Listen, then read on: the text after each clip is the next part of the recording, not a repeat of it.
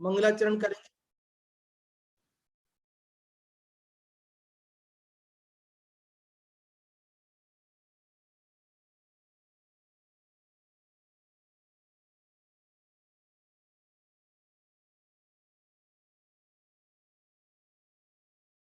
लक्ष्मी निवास निलयम विलीन विलयम निधाय वीरम आत्मानुशासनमहं वक्षे मोक्षाय भाव्यानाम। जो लक्ष्मी के निलय रूप उन अविनाशी प्रभु को उद्धार, ग्रंथ रचूं आत्मानुशासन, भव्य जनों को है स्वीकार, भव्य जनों को है स्वीकार। अपन जो है आत्मानुशासन ग्रंथ की चर्चा कर रहे हैं। यह आत्मानुशासन ग्रंथ आज से लगभग 1300 वर्ष पूर्व आचार्य गुणभद्र देव द्वारा रचित है। संस्कृत भाषा में रचित इस ग्रंथराज में 270 श्लोक हैं। उनमें से हम 137 श्लोक पढ़ चुके हैं और आज हम 138वां श्लोक पढ़ेंगे। 138 नंबर का श्लोक पढ़ेंगे। और इस 138वें श्लोक को प्रारंभ करने से पहले कल जो 137वें श्लोक की चर्चा अपन ने की थी, यदि आप में से कोई उस श्लोक को सुनाना चाहते हो या उसका अर्थ बताना चाहते हो तो आपको हम अनम्यूट करते हैं। सबसे पहले अंगूरी जी आपको अनम्यूट कर रहे हैं, आप सुनाएं।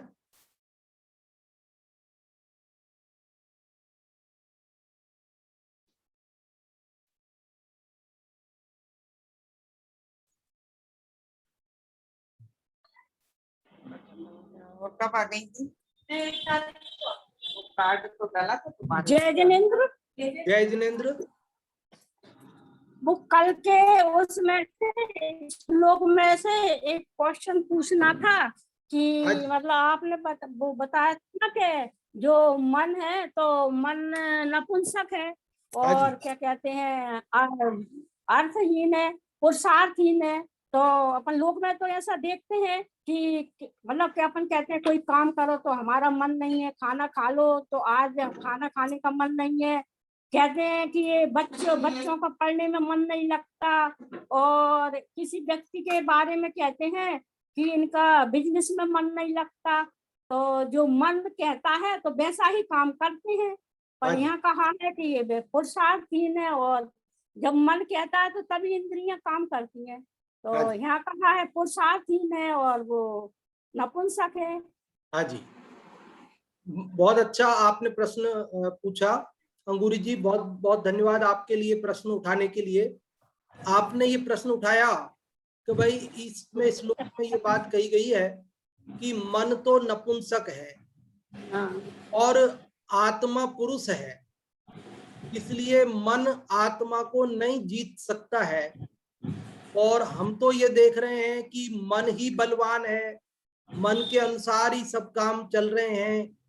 कभी हमारा मन करता है भोजन नहीं करने का तो हम नहीं करते हैं, मन करता है करने का तो हम कर लेते हैं, हमारा मन करता है बिजनेस करने का तो हम कर लेते हैं, हमारा मन करता है बिजनेस नहीं करना है तो नहीं करते हैं। तो सब कुछ तो मन के अनुसार चल रहा है। हमें तो मन बलवान नजर आ रहा है और हम कमजोर नजर आ रहे हैं। और यहाँ आचार्य भगवान कह रहे हैं कि मन कमजोर है और तुम बलवान हो। तो देखिए बंधु, ये बात इसीलिए आचार्य गुणभद्र देव ने इस श्लोक में कही क्योंकि अनादि से हमने मन को मजबूत समझ रखा और अपने को कमजोर समझ रखा है। जबकि आचार्य भगवान कहते भैया मन तेरे से बलवान नहीं है, मन तो बहुत कमजोर है, तू बलवान है। इसलिए तू मन को बलवान मानकर इसके अनुसार मत चल।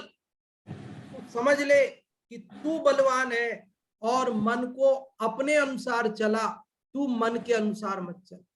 देखो, हम भ्रम से किसी को बलवान समझ लेते हैं तो फिर हम अपना पुरुषार्थ भूल जाते हैं, उसके अनुसार करने लगते हैं। लेकिन जब हम अपने को बलवान समझ लेते हैं, अपने पुरुषार्थ को पहचान लेते हैं, तो फिर सामने वाला कमजोर पड़ जाता है। लेकिन हमने गलती क्या की कि अपने स्वरूप को, अपने पुरुषार्थ को तो हम भूल गए, अपने बल को, अनंत बल को तो भूल गए और इस मन को बलवान समझ लिया और हमको लगने लगा कि अरे इसके बिना कैसे काम चलेगा, क्वेश्चन का आंसर चल रहा जारी है। करना पड़ेगा। आपका समाधान हुआ कि नहीं हुआ? देखो एक दृष्टांत से समझाते। देखो आपका समाधान तो हो गया वैसे आपको, लेकिन फिर भी एक दृष्टांत से बताते थे। देखो एक कहानी आप लोगों ने सुनी होगी कि शॉर्ट में बताता हूँ आपको कि एक शेर था, बैठी है कहीं। एक शेर था और उस शेर को ऐसा, उसको मतलब पूरा ही बताऊंगा तो अच्छे से समझ में आएगा, लेकिन मैं शॉर्ट में बताना चाह रहा था कि एक बार क्या हुआ कि वो एक झोपड़ी के अंदर किसान दंपति, पति पत्नी रात्रि में बात कर रहे थे और बारिश के दिन थे। तो अब कच्चे मकानों में, कच्ची झोपड़ियों में पानी टपका करता है, तो बेचारे किसान लोग रात को सो नहीं पाते हैं, परेशान रहते हैं। तो वो आपस में बात कर रहे पति पत्नी। तो किसान ये कह रहा, क्या कह रहा कि वैसे तो मैं शेर से भी नहीं डरता, बस डरता हूं तो इस टपूकड़े से डरता हूं। क्या बोला वो किसान? क्या कह रहा, मैं वैसे नार से भी नहीं डरता हूं, नार मतलब शेर से नहीं डरता हूं, हाँ डर लगता है मेरे को टपूकड़े से। अब ये टपूकड़ा क्या है? वो जो पानी टपकता है ना उसकी छान में, उसकी छत में से पानी टपकता है, कच्ची छत में से बारिश में, और जिसकी वजह से वो सो नहीं पाता। रात को सोते समय उसके ऊपर ठंडा पानी गिरता है बूंद बूंद करके, तो उसकी नींद खुल जाती है। तो वो किसान क्या कह रहा है, मैं वैसे तो शेर से नहीं डरता हूं, लेकिन डर किससे लगता है? टपूकड़े से लगता है। तो वो शेर बाहर जो है बारिश में बचने के लिए उसकी झोपड़ी के वहां छुपक के ही बैठा था। उसने जब ये किसान की बात सुनी कि अरे ये शेर से नहीं डरता है और टपूकड़े से डरता है, इसका मतलब टपूकड़ा कोई मेरे से भी ज्यादा बलवान है। समझ में आ रही है आपको बात? वो शेर क्या सोचने लगा कि ये टपूकड़ा कोई है ना, ये कोई बड़ा बलवान है जो मेरे से भी ज्यादा ताकतवर है, जिसके कारण ये शेर से भी नहीं डरता है और उस टपूकड़े से डरता है। मेरे से सारी दुनिया डरती है, लेकिन ये किसान कह रहा है मैं शेर से नहीं डरता हूँ, टपूकड़े से डरता हूँ, इसका मतलब टपूकड़ा मेरे से भी कोई बलवान है। तो शेर दुबक रहा था, वो भी डर रहा था कहीं टपूकड़ा नहीं आ जाए और मेरे को पकड़ के नहीं ले जाए। और इसी दौरान क्या हुआ कि एक कुम्हार का गधा एक खो गया। तो वो कुम्हार अपने गधे को खोजता हुआ आया और वहां अंधेरे में उसे कुछ दिखा तो है नहीं ठीक से, और उसने उस शेर को अपना गधा समझ लिया और उसने आकर के उसका कान पकड़ लिया शेर का, चल। अब शेर ने सोचा अरे ये आ गया टपूकड़ा, सही कहते ये कोई ज्यादा ही बलवान है, अब अपने चुपचाप चलो, नहीं तो खैर नहीं है, टपूकड़ा आ ही गया है और मेरे से ज्यादा बलवान है, और जब पकड़ ही लिया है कान तो अब अपने ज्यादा नाटक नहीं करो, नहीं तो अभी मारे जाएंगे, आपने चलो चुपचाप। तो शेर चुपचाप चल दिया, उसने समझ लिया। अब पूरी कहानी सुनाऊं कि समझ में आ गई बात आपको? आपके प्रश्न का उत्तर तो आ गया यहीं तक। अब बताओ, वो टपूकड़ा, वो यहाँ जो किस्सा, वो गधा कुम्हार उसका कान पकड़ के ले जा रहा है, वो कुम्हार ज्यादा बलवान है या वो शेर ज्यादा बलवान है? बोलो। अंगूरी जी आपको अनम्यूट किया वापस, मैंने म्यूट कर दिया था, वो आपको अनम्यूट किया है, आप बताएं आपको समाधान हुआ कि नहीं हुआ? कहानी पूरी नहीं सुना रहा हूँ, जितनी सुनाई वहां तक से समाधान हो गया होगा। हाँ जी, हो गया समाधान कि अपने मन है तो वो तो कमजोर है, क्यों यदि मन को बड़ा मानते तो बड़े बड़े मतलब मुनिराज और तपस्वी और भगवान कैसे बनते यदि मन को अपन बड़ा मानते? तो अपनी बिल्कुल। आत्मा की शक्ति सबसे बड़ी है। बिल्कुल। अब वो शेर ने उसको टपूकड़े को बड़ा मान लिया, अपने से बलवान मान लिया और उससे डर रहा है। अब डर रहा है, उसका इलाज क्या है? जबकि है तो शेर बलवान।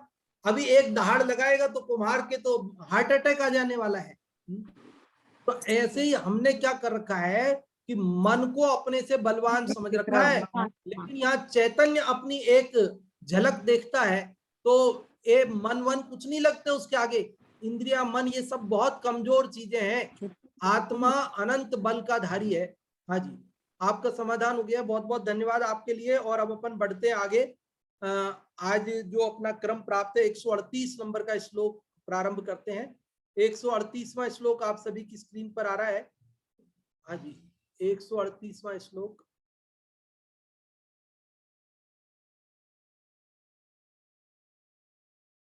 ये 138वां श्लोक आप सभी की स्क्रीन पर आ गया है। ये छंद थोड़ा बड़ा होता है, श्रगधरा छंद होता है। ये सबसे बड़ा छंद होता है, इससे अधिक बड़ा शायद ही कोई छंद होता हो, नहीं होता शायद, मैंने तो नहीं देखा। लेकिन चिंता नहीं करें, अपन ने पहले ये छंद पढ़े हैं, शुरुआत में ही आए थे अपने, जब आज्ञा सम्यक्त्व आदि के भेद बताए थे, सम्यक्त्व के 10 भेद, आज्ञा सम्यक्त्व आदि, वहां पर भी ये छंद आए थे। और इनको अपन, ये 21 अक्षर होते हैं, हर लाइन के अंदर 21 अक्षर होते हैं, 21 अक्षर हैं। और अपने को 7 अक्षरों के 3 ग्रुप बना करके इसको उच्चारण करना रहता है। तो शुरू के पहली पंक्ति है ना, इसमें राज्यम सौजन्य युक्तम, ये 7 अक्षर हो गए।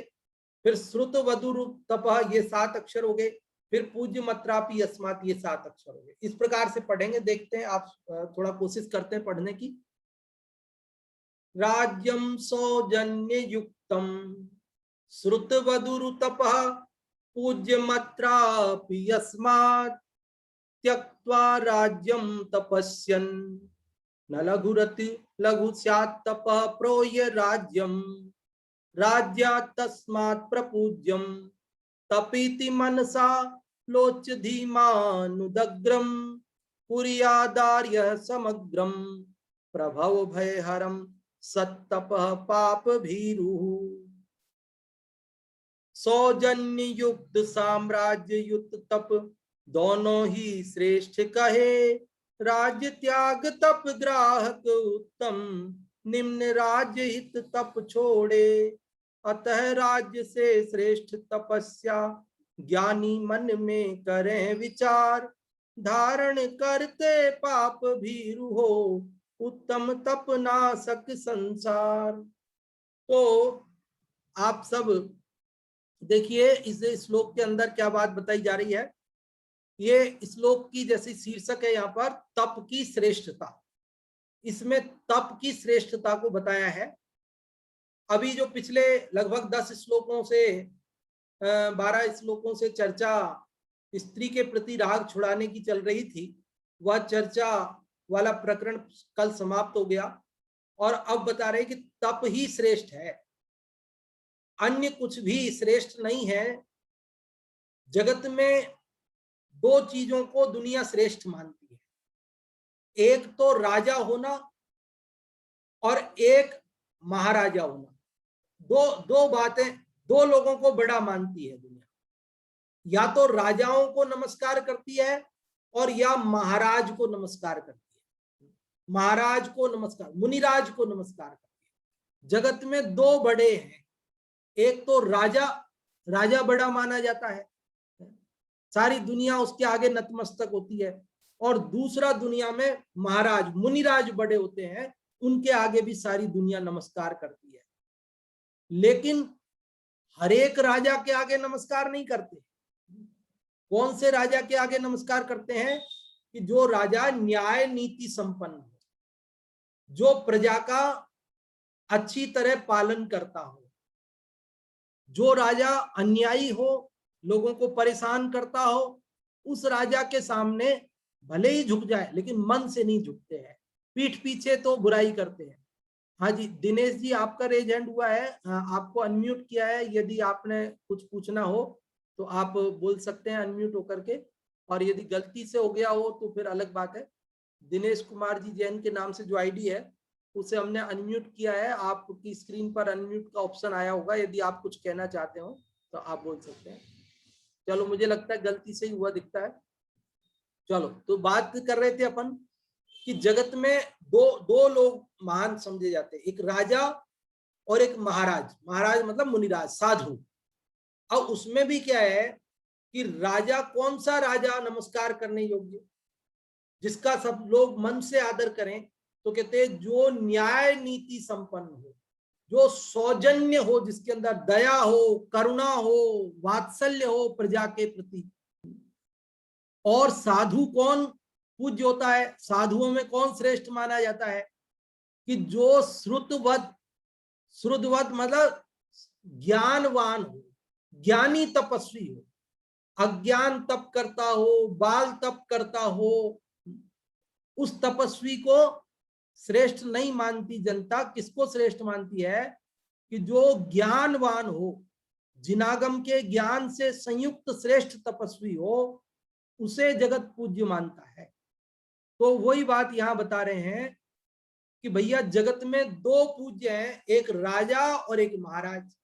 और राजा और महाराज में से भी राजाओं में कौन सा राजा पूज्य? कि जो सौजन्य युक्त हो।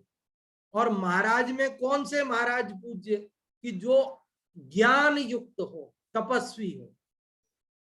लेकिन अब शर्त ये आ गई कि ठीक है, राजा भी सौजन्य युक्त मिल गया हमको, न्याय नीति संपन्न मिल गया, प्रजा वात्सल्य वाला, और महाराज भी ज्ञान वाले तपस्वी मिल गए। अब दो है, तो दोनों में से अधिक पूज्य कौन? बात समझ में आ रही है? पहले हमने बात की दो पूज्य है, एक राजा और एक महाराजा। फिर हमने बात को और आगे बढ़ाया कि राजाओं में कौन सा राजा ज्यादा पूज्य और महाराज में कौन से महाराज ज्यादा पूज्य। तो हमने पढ़ा कि जो प्रजा के वात्सल्य वाले हों वो राजा ज्यादा पूज्य है, ऐसे ही जो ज्ञानवान तपस्वी हो, साधु हो, वे अधिक पूज्य है। लेकिन अब तीसरी बात कि सौजन्य युक्त राजा भी हो और ज्ञान युक्त तपस्वी भी हो, तो इन दोनों में बड़े पूज्य कौन है? अब ये सारी आपकी उलझन जो है, इस प्रश्न का उत्तर है वो सब इसके अंदर दिया जाएगा। मैं वो उत्तर अभी नहीं बताता हूं आपको, वो उत्तर इसके पढ़ने पे मिलेगा आपको।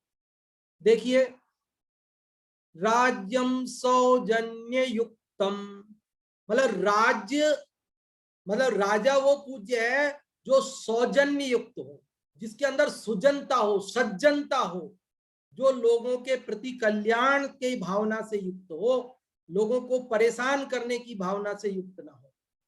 और श्रुतवद उरु तपः, श्रुतवद मतलब शास्त्र वाला, उरु मतलब श्रेष्ठ तप वाला हो।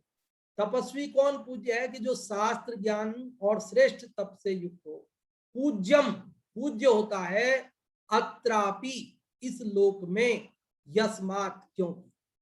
पहली पंक्ति का अर्थ समझ में आया कि इस लोक में क्योंकि सौजन्य युक्त राजा और ज्ञानवान श्रेष्ठ तपस्वी पूज्य होते हैं। यह पहली पंक्ति का अर्थ है, जो मैं आपको पहले ही बता चुका हूं। अब दूसरी पंक्ति, त्यक्त्वा राज्यम तपस्यन न लघु। ये तपस्यन, आधा न और पूरा न दोनों दिख रहे हैं ना, इसका संधि विच्छेद करेंगे तो तपस्यन, आधा न रह जाएगा और एक न पूरा अलग निकल जाएगा। तो क्या हुआ? त्यक्त्वा राज्यम मतलब राज्य को त्याग कर, त्यक्त्वा मतलब त्याग कर, छोड़कर, तपस्यन तपस्या करने वाला, न लघु, लघु नहीं होता, छोटा नहीं होता। अगर कोई राजा राज्य को छोड़ दे और तप करने लग जाए, साधु बन जाए, तो वो लोग छोटा हो जाता है कि बड़ा हो जाता है? लोग उसकी निंदा करते हैं कि लोग उसकी प्रशंसा करते हैं? वो महान हो जाता है कि यह अधम हो जाता है? तो कहते हैं न लघु, छोटा नहीं होता, अरे वो तो बड़ा हो जाता है। लेकिन यदि कोई तप छोड़ करके, कोई साधु अपना तप छोड़ करके राजा बन जाए तो कहते हैं अति लघु, बहुत छोटा हो जाता है, निंदनीय हो जाता है। आगे लघु रति लघु है ना, ये लघु रति लघु, इसका संधि विच्छेद करेंगे तो क्या होगा? लघु अति लघु। तो लघु तो आपको उधर जोड़ दिया अपन ने कि त्यक्त्वा राज्यम तपस्यन न लघु, कि राज्य को त्याग कर तपस्या करने वाला न लघु, छोटा नहीं होता बल्कि बड़ा होता। और अति लघु स्यात्, बहुत छोटा हो जाता है। कौन? तपः प्रोह्य राज्यम, तप को प्रोह्य मतलब छोड़कर राज्यम जो राज्य करता है। कोई साधु तपस्वी यदि राज्य अपना तप छोड़कर ज्ञान छोड़कर और मान लो चुनाव लड़ ले और राजा बन जाए, जीत जाए, तो वो तो महान हो जाएगा ना भाई। तो कहते नहीं, आगे पढ़िए। राज्यात तस्मात प्रपूज्यम तप। क्या अब निष्कर्ष क्या निकला? 3 बातें तो याद है ना कि जगत में कौन 2 लोग पूज्य है, एक राजा एक महाराजा, महाराज मुनिराज। दोनों में से अनेक राजाओं में से कौन सा राजा पूज्य है? जो सौजन्य युक्त हो। और तपस्वियों में कौन पूज्य है? कि जो ज्ञानवान हो। और तीसरा स्टेप क्या था हमारा कि अब इन दोनों में से पूज्य कौन है, श्रेष्ठ राजा और श्रेष्ठ तपस्वी में से? तो कहते हैं इसका उत्तर हम आपको बता रहे थे। तो इसका उत्तर यहां तर्क से बताया कि यदि कोई राज्य छोड़ करके तप करे तो वो छोटा नहीं होता बल्कि बड़ा होता है, और कोई यदि तप छोड़कर राज्य करे तो बड़ा नहीं होता बल्कि छोटा हो जाता है। इससे ये बात सिद्ध हुई कि तप श्रेष्ठ है, साधु श्रेष्ठ है, तपस्वी श्रेष्ठ है। देखो क्या लिखा है, राज्यात तस्मात प्रपूज्यम तप। राज्यात मतलब राज्य से, तस्मात इसलिए, प्रपूज्य मतलब बहुत अधिक पूज्य, प्रकृष्ट पूज्य। तप तप है, इति ऐसा, इस प्रकार, मनसा मन से, आलोच्य सोच कर, आलोच्य मतलब विचार कर, सोच कर, धीमान जो बुद्धिमान है उन्हें क्या, धीमान है जो बुद्धिमान है। और कैसे कि पाप भीरु, क्या है, पाप भीरु जो पाप से भयभीत हैं। और कैसे हैं, आर्य, आर्य मतलब श्रेष्ठ पुरुष हैं, उनको उनको उदग्रम, उदग्रम मतलब उग्र, समग्रम समग्र परिपूर्ण, प्रभव भय हरम, ये संसार भय का हरने वाला सत तप, सम्यक तप कुर्यात करना चाहिए। समझ में आया क्या? नीचे की जो पंक्तियां हैं उनमें मैंने सब थोड़े इधर उधर करके बोले। यहाँ केवल इतनी सी बात है कि इसलिए तप करना चाहिए, लेकिन किसको करना चाहिए? तो करने वाले के यहाँ 3 विशेषण लगा दिए। करने वाले के 3 विशेषण, एक तो धीमान मतलब बुद्धिमान, दूसरा आर्य श्रेष्ठ पुरुष, और तीसरा पाप भीरु जो पाप से डरता हो। ऐसे व्यक्ति को क्या करना चाहिए? तप। तो तप के भी 3 विशेषण लगा दिए कि तप कैसा तप, तो कहते हैं उग्रम, उग्र तप करना चाहिए। और कैसा करना चाहिए? समग्रम, परिपूर्ण तप करना चाहिए। और कैसा करना चाहिए? प्रभव भय हरम, ये संसार भय को दूर करने वाला। और चौथा विशेषण और सत, सम्यक तप, बाल तप नहीं, अज्ञान तप नहीं, बल्कि सम्यक तप कुर्यात करना चाहिए। तो ये आप इसका अर्थ समझ गए होंगे। एक बार फिर से मैं संक्षेप में बोलता हूं और फिर आप लोग बताने की कोशिश करें। जो भी बताना चाहते हैं रेज हैंड करेंगे, उनमें से हम किसी को अवसर देंगे। देखो इसमें ये बात बताई है कि सौजन्य युक्त राजा और शास्त्र ज्ञान युक्त तपस्वी इस लोक में पूज्य होते हैं, लेकिन यदि कोई राजा राज्य छोड़कर तप करता है तो छोटा नहीं होता बल्कि बड़ा हो जाता है। और जो तप छोड़कर राज्य करता है वह बहुत छोटा हो जाता है, निंदनीय हो जाता है। इससे यह बात सिद्ध हुई कि राज्य से भी अधिक पूज्य तप है। ऐसा विचार करके बुद्धिमान, पाप से डरने वाले श्रेष्ठ पुरुषों को उग्र, समग्र, इस संसार भय का हरने वाला सम्यक तप करना चाहिए। आप में से जो भी इसका अर्थ बताना चाहते हैं वे लोग रेज हैंड कर सकते हैं। और अभी बताने के लिए हम अनम्यूट कर रहे हैं नीलम जी, आपको, आप बताएं।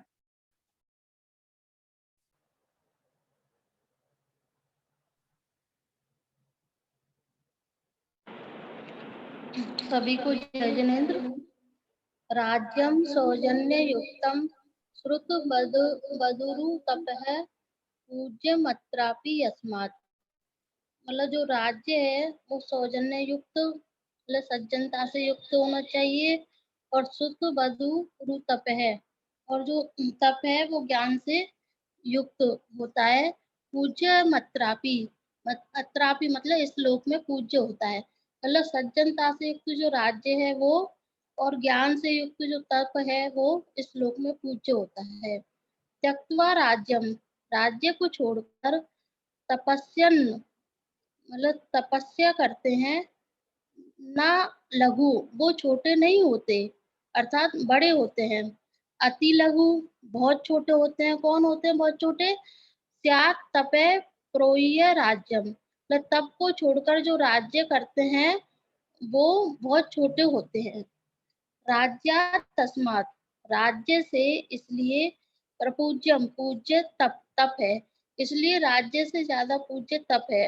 इति मन सालोच्य इस प्रकार मन में विचार करके धीमान बुद्धिमान लोग फिर नीचे की लाइन में पाप भीरु जो पाप से भयभीत हैं ऐसे आर्य मतलब श्रेष्ठ लोगों को उग्र उग्र और संसार भय को हरने वाला और संपूर्ण सम्यक तप को करना चाहिए।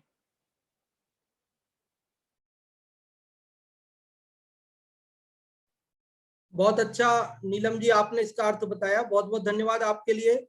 और अभी हिंदी से बताने के लिए अर्थ जो भी बताना चाहते हैं वो लोग रेज हैंड कर सकते हैं। और हिंदी वाले का अर्थ बताने के लिए अनम्यूट किया है मुन्नी जी, आपको, आप बताएं। हाँ जी। जय जयंत साहब। जय जिनेन्द्र। सौजन्य युक्त साम्राज्य ज्ञान युक्त तप दोनों ही श्रेष्ठ कहे। राज त्याग तप गृहस्थोत्तम निम्न राज हित तप छोड़े। अतः राज्य से श्रेष्ठ तपस्या ज्ञानी मन में करें विचार। धारण करते पाप भीर हो उत्तम तपनाशक संसार। जिस श्लोक में बताया गया है कि लोक विशेष दो ही प्रधान है। लोक में जो है सौजन्य युक्त लोक में दो जन प्रसिद्ध हैं। एक तो न्यायवान राजा और दूसरा ज्ञानवान तपस्वी। एक तो ज्ञानवान नीतिवान राजा और दूसरा ज्ञान सहित तप। राज त्याग तप जो राज त्याग कर तप करते हैं वे उत्तम है। जो राज्य त्याग कर तप करते हैं वो उत्तम है। और जो राज्य तप छोड़कर राज्य करते हैं वो निम्न है, छोटे हैं मन है ना। हाँ जी। और प्रत्यक्ष राजा तपस्वी उनको जो राज्य छोड़कर तप करते हैं उनको सब नमस्कार करते हैं। और जो राज्य छोड़कर तप करते हैं वो साधु को एक तो राजा होते हैं, दूसरे महाराजा होते हैं। जो राज्य छोड़कर तप करते हैं वो महाराजा होते हैं। अतः राज से श्रेष्ठ तपस्या। तो जो राज्य करते हैं राजा वो तो राजेश्वरी से नरकेश्वरी। तो इसको बताया कि जो राज्य में श्रेष्ठ नहीं तपस्या करते नहीं होते अतः राज्य से श्रेष्ठ तपस्या ही श्रेष्ठ होती है। ऐसा मन में विचार करना चाहिए ज्ञानी लोगों को। धारण करते पाप भीरु हो उत्तम तप नाशक संसार। पाप से डरते हैं और उत्तम तप को धारण करते हैं। संसार का भाव करने के लिए सम्यक दृष्टि जी वैसा ही करते हैं। हाँ जी, बहुत अच्छा आपने बताया मुन्नी जी अर्थ इसका, बहुत बहुत धन्यवाद आपके लिए। और अब इसका पाठ करने के लिए आमंत्रित करते हैं जो भी आप में से पाठ करना चाहते हैं संस्कृत या हिंदी का, वे लोग रेज हैंड कर सकते हैं। और अभी इसका पाठ करने के लिए पहले हर्षिता आपको अनम्यूट किया है, आप पाठ करें। राज्यं सौजन्ययुक्तं श्रुतवधूरुतपः पूज्यमात्रापि अस्मात् त्यक्त्वा राज्यं तपस्यन् न लघुरतिलघु स्यात् तपः प्रोह्य राज्यं राज्यात् तस्मात् प्रपूज्यं तप इति मनसा लोच्य धीमानुदग्रं कुर्यादार्यः समग्रं प्रभव भयहरं सत्तपः पापभीरुः।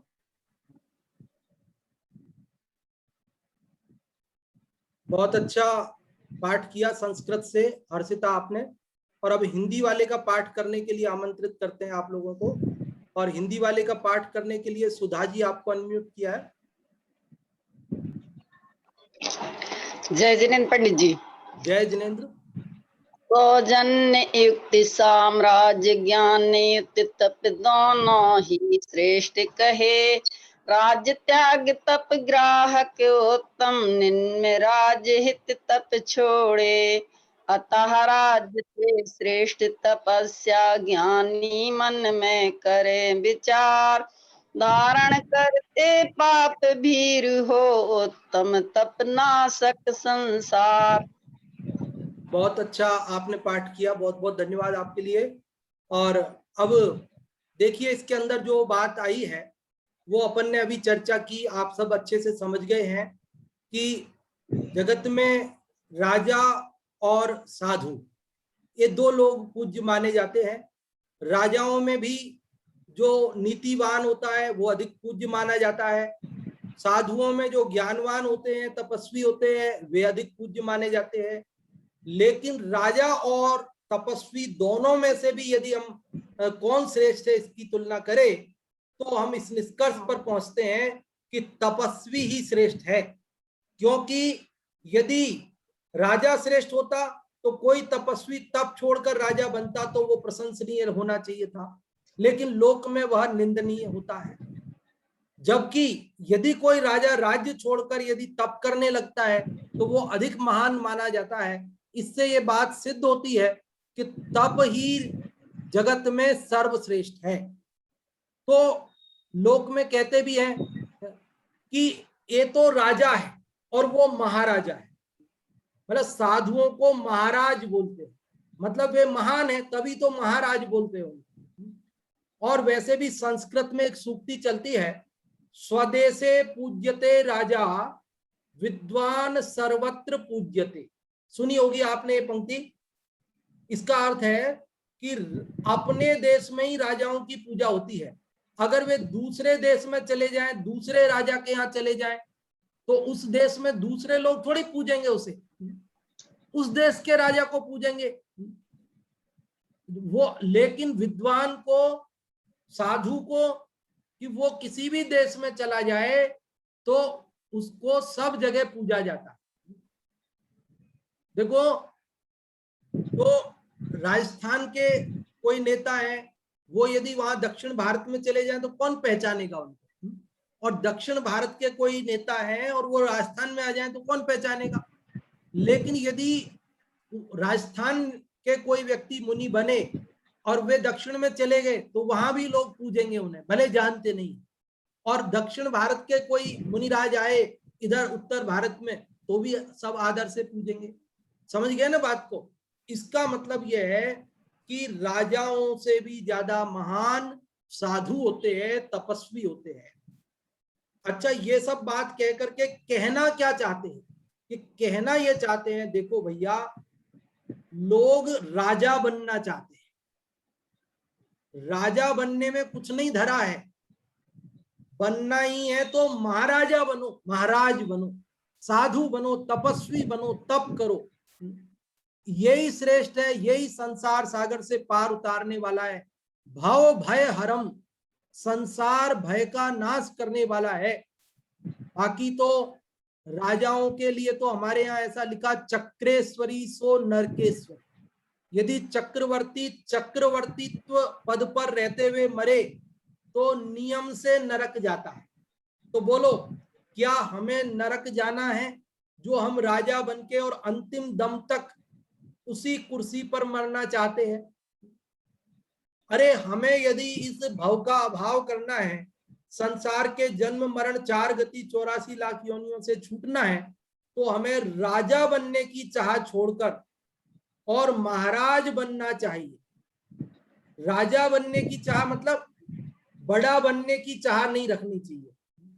बड़ा नहीं बनना, बड़ा मतलब लौकिक दृष्टि से बड़ा बनने से क्या धरा है। अधिक धनवान होना, अनेक लोग बेवजह शत्रु हो जाते हैं धनवानों के, बच्चों का किडनैप कर लेते हैं, करोड़ों रुपया मांगते हैं, अनेक उग्रवादी आतंकवादी उनके पीछे पड़े रहते हैं। तो लोक में उच्च पद वाले होना, अधिक धन वाले होना, ये सब कुछ भी करने लायक, चाहने लायक चीजें नहीं है, बल्कि अपने को इस जीवन में तप करके, संयम धारण करके इस जीवन को हमें भाव के अभाव में लगाने की प्रेरणा देने वाला यह महान सूत्र है, श्लोक है, 138वां श्लोक, जिसके अंदर हमारे लिए तप की प्रेरणा दी गई है। और ये बात हमारे को विशेष रूप से यहाँ पर समझते हुए और तप को ग्रहण करने की प्रेरणा प्राप्त करनी चाहिए। लौकिक उन्नति और संसार बढ़ाने वाली बातें नहीं रखना चाहिए। देखो यहाँ कहा, यदि कोई राजा तप करे, राज्य छोड़ दे तो महान हो जाता है, और कोई साधु तप छोड़ दे और राजा बनने की कोशिश करे तो वह हीन हो जाता है। तो इसलिए ये बात नहीं होनी चाहिए कि अपने को राजा आदि पद की चाह नहीं रखनी। अगर राजा जाते हैं साधु के पास तो उन्हें नमस्कार करते हैं, लेकिन साधु राजा के पास जाए तो नमस्कार नहीं करते हैं, वहां पर भी राजा ही नमस्कार करते हैं साधु। इसका मतलब साधु राजा से भी बड़ा होता है। एक प्रसंग मैंने आपको शॉर्ट में सुनाया भी था पहले, एक बार और बताता हूं फिर से। पहले फतेहपुर सीकरी का नाम सुना होगा ना आपने। जब मुस्लिम सम्राट थे, यहाँ मुसलमानों का राज्य था, तो फतेहपुर सीकरी हमारे देश की राजधानी हुआ करता था।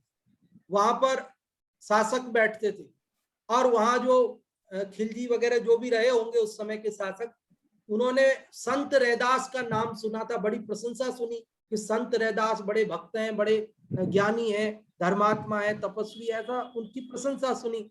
तो उन्होंने कहा उनको बुलाओ, यहाँ बुलाओ, हम उनका सम्मान करेंगे, उनसे उपदेश सुनेंगे। तो संत रैदास को बुलावा भेज दिया। अब संत रैदास को जाकर के दास ने कहा कि भाई आपको बुलाया है सीकरी में, फतेहपुर सीकरी में, राजधानी में बुलाया है राजा साहब ने, चलो वहां पे। तो अब मन तो नहीं था, लेकिन अब राजा का हुक्म तो मानना पड़े। अब आज जैसा थोड़ी प्रजातंत्र कि आप मानो नहीं मानो, आपका कौन क्या बिगाड़ सकता है। अभी तो बहुत कानून है आपके लिए, मानवाधिकार सबसे बड़ा, आतंकवादियों तक के लिए भी हमारे यहाँ मानवाधिकार लागू होते हैं। आतंकवादियों को भी सजा देने से पहले मानवाधिकारों की सुरक्षा करनी पड़ती है।